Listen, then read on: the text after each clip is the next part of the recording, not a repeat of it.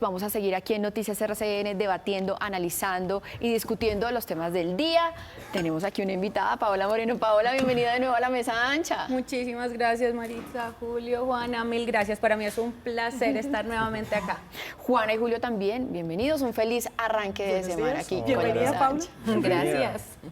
Bueno, miren, tenemos que hablar por lo que es noticia en este momento en el mundo y son las bolsas que se desplomaron completamente, están con sus índices en rojo. Anoche estábamos viendo el reporte de las bolsas asiáticas, en esta madrugada estábamos viendo el reporte de las bolsas en Europa, pero lo que se viene ya en algunos minutos, menos de media hora, es la apertura de la bolsa de Nueva York, una de las más importantes del mundo, y es allí donde uno dice, ¿será que va a empezar a sentir el efecto en su casa Donald Trump de las medidas que está tomando, Julio?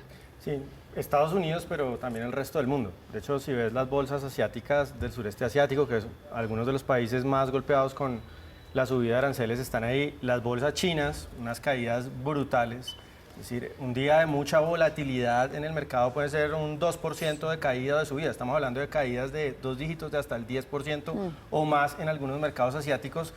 Son unas caídas muy duras, lo cual demuestra que esto no es bueno para nadie. Sí, Estados Unidos está dando un golpe en un pie, pero todos los socios comerciales tienen mucho que perder. Claro. Y especialmente China. China, pues su mercado principal de exportaciones es Estados Unidos. Entonces, en esta lógica un poco siniestra de Donald Trump, pues, digamos, puede estar teniendo efecto positivo para él, desde su punto de vista, las medidas arancelarias que ha tomado. Claro, de hecho, por eso es que la pregunta es un poco, ¿y qué se espera en la bolsa de Estados Unidos? Porque todo el mundo sabe que el número uno en esta declaratoria de guerra comercial es China, pero cuando abra la bolsa de Nueva York, con cifras en negativo también, de hecho estamos viendo ahí que se cayeron las acciones de Tesla, que es, ya saben ustedes, pero ¿no? ya venían, lo que pasa, ya venían en desplome, ¿no? Claro, desde la semana pero cayó pasada. por debajo de un punto en donde decía el secretario de Asuntos Económicos, por debajo de eso no cae, es imposible que caiga, pues cayó. Lo que pasa es que el viernes el mercado de Estados Unidos cierra en la tarde, cuando en el resto del mundo ya es sábado, ¿no? Entonces, parte de la caída que se vio en Wall Street el viernes es la que están incorporando los mercados hoy. Hoy, digamos, todo depende de cuál sea el tono de las declaraciones del gobierno de Estados Unidos, porque hay dos caminos. Un camino es que todo esto sea un arma negociadora, que así lo quieren ver algunos, ¿no? Es, ponemos estos aranceles sobre la mesa para que ustedes vengan, la Unión Europea, China, el resto de países, y busquen condiciones más favorables para Estados Unidos. Si ese es el ánimo, digamos, podemos ver algo más de tranquilidad, pero si definitivamente ese no es el camino, sino incendiar más la situación, pues las caídas seguramente van a seguir, con una salvedad. Es decir, el mercado ha caído, pero para ponerlo en contexto, estamos en los mismos niveles de precios de acciones de hace un año, de abril de 2024. Es que el año pasado subieron mucho las acciones, entonces apenas estamos retrocediendo lo de 6, 7 meses de subida de acciones, con lo cual nos dice que el piso está muy abajo. Juana, en todo caso, lo cierto es que estos son las cifras en rojo, pero todavía no se conocen las medidas con las que van a responder los países. Pues en este momento los mercados asiáticos, europeos, llaman esto el lunes negro, en referencia al jueves negro de 1929, porque lo que se prevé es un crash y una caída monumental. En este momento aún más alta de las bolsas. Se prevé también que en Estados Unidos va a ser un golpe durísimo, o sea, esta semana va a empezar con una caída enorme y una crisis como la están llamando en este momento, que creo que es muy real. La crisis se ve y ya hay países que se dicen que van a estar más tocados que otros. Alemania, Irlanda son de los países que se supone que van a ser más tocados con estos aranceles y que prevén hoy responder. Sí. La Unión Europea, ciertos países y delegados están reunidos en Luxemburgo en este momento para poder anunciar sus medidas conjuntas. En Asia la crisis es tan grave en países, por ejemplo, como Bangladesh, que los compradores de textiles, Bangladesh vive del 80% de exportaciones de textiles. Hoy los compradores norteamericanos anunciaron que paraban las compras, entonces pues imagínense la crisis en estos países que se empieza a vivir, y grupos como JP Morgan anuncian que el crecimiento económico se va a estancar en Estados Unidos y que la inflación va a dispararse locamente. Entonces, un poco lo que decía Julio, aquí no está ganando nadie, esto vemos solamente un mundo colapsado y perdiendo gracias a Donald Trump. Paola, retomando un poco lo que decía Julio y lo que decía Juana, entonces la única salida en este momento para que haya un poco de tranquilidad en los mercados y en este mundo comercial es ceder ante esa arma arancelaria de Donald Trump. Es decir, quedamos a merced de las amenazas del presidente de Estados Unidos. Pues hombre, Maritza, aquí la verdad es que se están enfrentando las dos grandes potencias mundiales. Ante una guerra comercial que se viene y que ya está a punto de llegar, pues los afectados vamos a ser absolutamente todos. Para que los televidentes entiendan más o menos, un iPhone vale $1.000. Ya se está previendo una posible recesión en Estados Unidos. Entonces, un iPhone que vale actualmente $1.000 puede fácilmente llegar a costar $3.300. El mismo iPhone, el mismo modelo. Las empresas actualmente más afectadas, empresas de tecnología.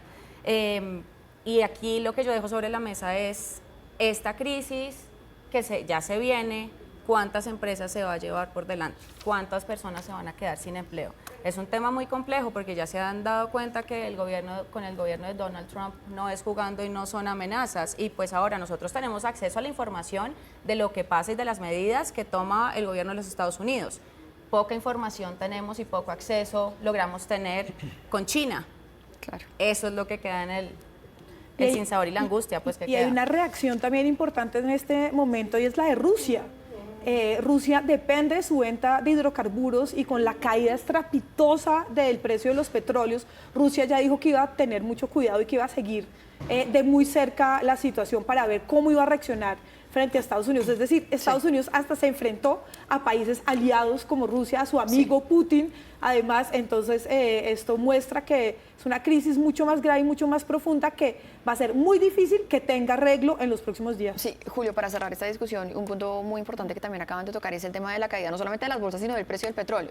Cerrar con un comentario muy importante de eso, ¿qué implicaciones hay alrededor es normal. del precio del petróleo? Los inversionistas huyen de la volatilidad de los activos de riesgo, entre esos hay algunos commodities. Sí. Esperaría uno ver algo de refugio en oro, normalmente el oro es un activo de refugio, pero en general todos los activos se están desvalorizando frente a la expectativa de una recesión. JP Morgan, decía Juan ahorita, aumentó casi a seguro que vamos a tener una recesión global.